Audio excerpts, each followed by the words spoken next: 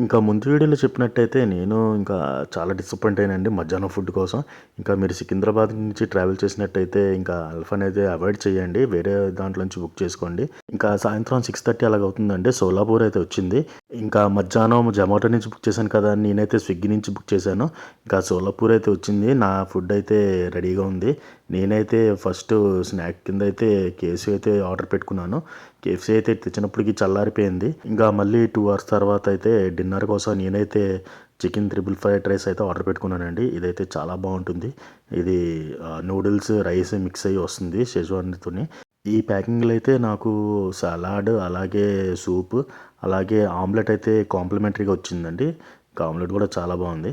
ఈ ప్యాకింగ్ కూడా చాలా బాగా చేశారు. ఫుడ్ అయితే 3, 4 అవర్స్ అవుతుంది బుక్ చేసుకొని, కానీ వేడిగానే ఉంది.